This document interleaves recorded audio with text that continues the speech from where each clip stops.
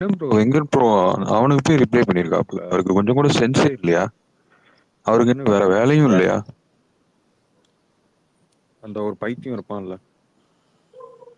அது தேவையில்லாத ரிப்ளை தான். என்ன பண்ண முடியும்? அவருக்கு இப்ப தெரியல போய் போல. அவனோட இம்ப்ரெஷனை பாருங்களேன். அது கிட்டத்தட்ட 250K மேல போயிருக்கு.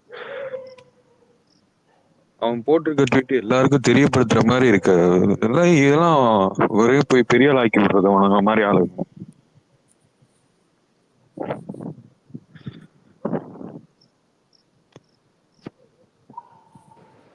சரி விடுங்க. அவர் ஏதோ நியூ இயர் பார்ட்டியில் இருந்திருப்பாரு.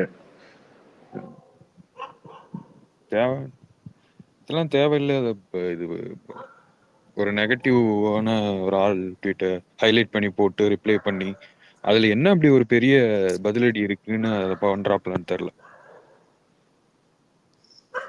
ஏன் விடுங்க, அவர் ஏதோ போட்டாரு, இதுல என்னங்க இருக்குது?